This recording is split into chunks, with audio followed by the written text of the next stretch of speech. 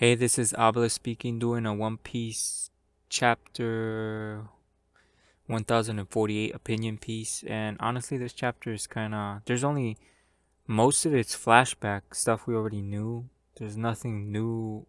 I don't see no new detail, but there is one I would mention, but I think that's pretty,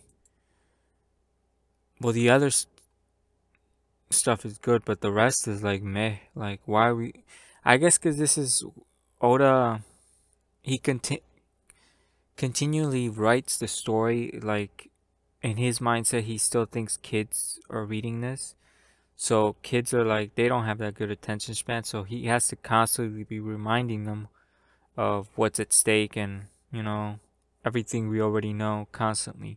And this is kind of like meh. So where do we start off? We start off with the interesting part about this flashback, that it's actually, what's his name, Komatsu, the one that's having the flashback. And we see that it's very interesting here that as soon as Orochi mentioned is that Odin had family, or he had a son, Kaido immediately wants to personally handle the matter. The matter. I wonder if there's a purpose for that. And we also see that we finally get revealed the face of the supposed Zoro's dad, and it, I guess, is not Zoro's dad in a way. But I don't know where this is going with the Zoro dad thing here, because Oda stated that he wasn't Zoro's dad. So who's Zoro's dad then? Who knows? Maybe we'll never know. Anyway, they're charging. They're getting decimated by Kaido in the flashback, and we see the misery happening. Everyone being forced to do weapons. People are being killed. They're polluting the rivers, causing a famine. We see skulls here with the crying baby. That's pretty poetic. I think this, I don't know where Oda got inspired with this piece right here, with the lady trying to pick flowers, but I think this has something to do with the, because Japan has been through this type of stuff in the past.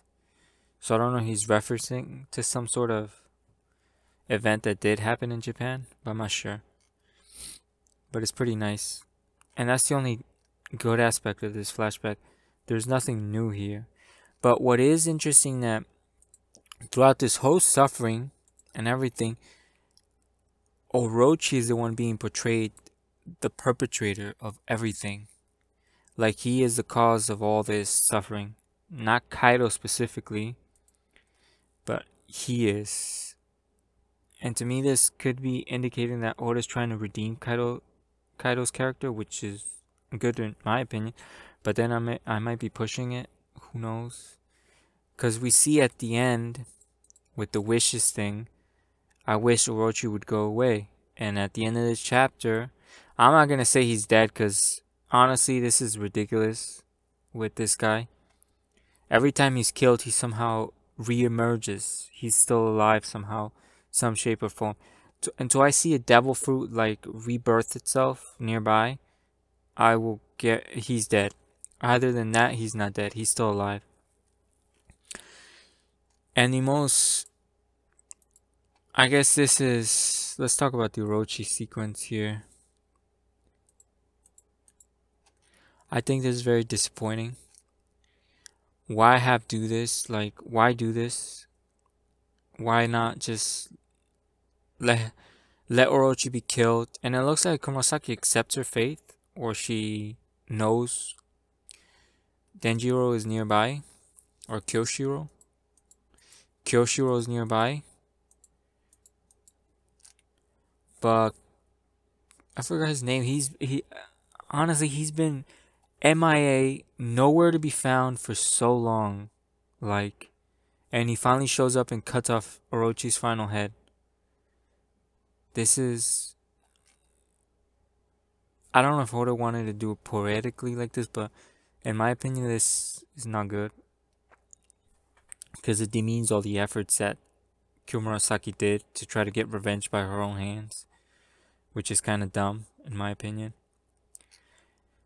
So other than that, very disappointing flashback and very disappointing Orochi's supposed death. I'm not gonna count his death until he's like, I don't know. He might show up next in a couple of chapters. He's still alive. And now we go to the most interesting part here, and that's Kaido and Luffy. Oh, the cover page. I forgot to mention the cover. Very disappointing in the cover page too.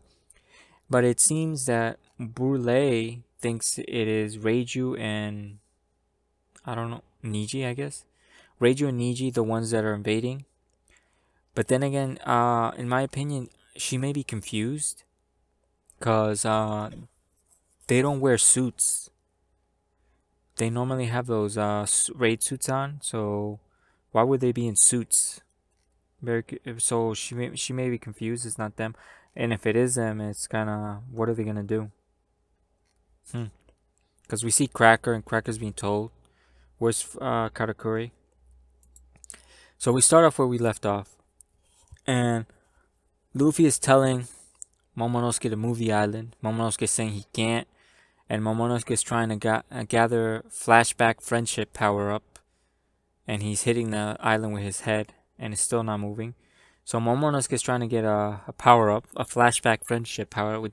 Disappointing, but okay. And we see Kaido coming down, and Kaido says the most epic thing here. Very well, then I will take your punch. Tell me, Straw Hat.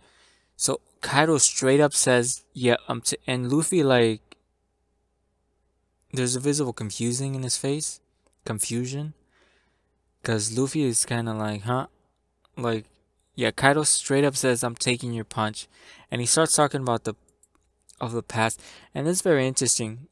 Kaido does a technique. It's called Flaming Dragon Torch.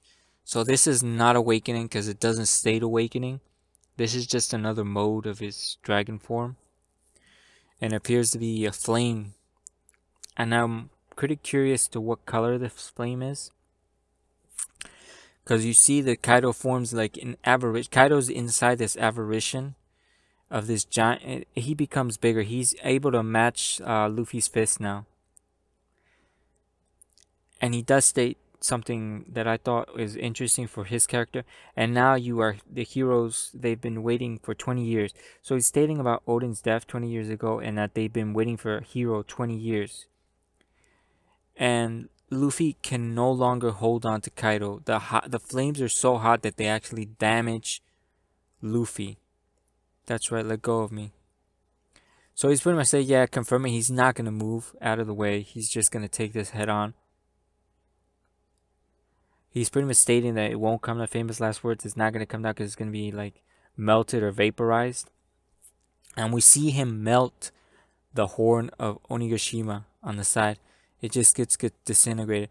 And this kind of, where does this put Akainu here? Like, what would his magma do to this? Like, whose fire is hotter?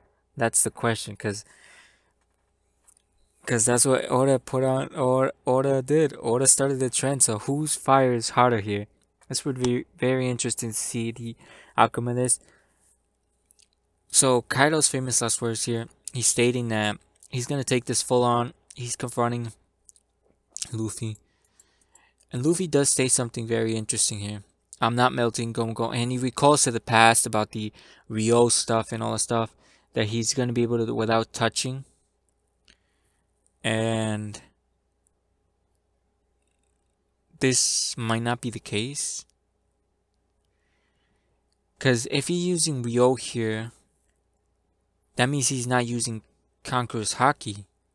Unless he's using Conqueror's Haki infused with Ryo. And we see this giant clash. Luffy, the clash is so powerful that Luffy has to cover his eyes and put his face to shield himself. And the name is called Gomu Gomu Bajin Ren Gun and Flaming Bagua. So this is a Flaming Bagua. This is not the final attack of the Buddhist. This is a different attack. This is a different... It's supposed to be in relation to dragons or something like that. But this is not the relation to the Buddhist. So this is potentially given a fire clash. So I don't understand why Oda's doing this, because he stated he was not gonna end the fight with just one giant punch, and it's looking like it's going to end with one final punch. And we see the final cards, like I was saying, please free us from this hell. And we can't read some of this. I want clean water again. Like, okay, free us from this hell. I wish Orochi would go away. So none of them. There's none of them saying Kaido. I wish Kaido was dead. Very interesting here. I wonder why. And we see the final stare down, and we see Luffy has a serious face and Kaido has a serious face, and they're clashing, and we see this huge clash. And is this gonna end with a giant fist? I'm not sure. We're gonna have to wait and see the next chapter, because this chapter was this flashback was like, And to my opinion, I guess Oda's trying to time the chapters when to end it, and the fight could end in 1050, which is 2 more chapters to go. So next chapter, I don't know what we're doing, but we'll see what happens. But I'm hoping it doesn't end in one giant fist, because that would be kind of meh in my opinion. Like, yeah, let me just make this giant fist. And Kaido's versatility is amazing. This dude, he just keeps pulling technique after technique after technique to match Luffy. Like, can you imagine if Kaido would have fought Luffy at 100% and Kaido would have been at 100%? This match would have it would have been one-sided, to be honest.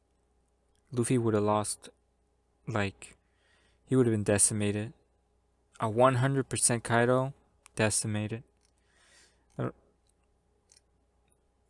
So we're gonna see what this, my opinion here is, I'm hoping this doesn't end with just a giant fist clash. But then I don't see Luffy pulling another technique, because this awakening is draining everything out of him, and Kaido has not used an awakening, because this is not declared an awakening right here. Flaming Dragon Torch. This is another mode. Because Oda's he's very precise when he does this. He doesn't leave it ambiguous. He always declares. There's title cards that say Awakening. He did it for Luffy. He's done it for every character. And at this point, we might not... Or then again, we might get a flashback for 2 chapters. Kaido's flashback. And then we see the final conclusion. Who knows? It might happen. Hoping, but... Then again, let's not hope too much. Then, yeah, maybe we should. Anyway, this is a meh chapter. There's only... the only good parts is Luffy and Kaido. And that's it. Progression. Everything else is like this giant flashback. I don't know what it's for, but we already know this went down. But anyway, thanks for watching. Peace out and have a nice day.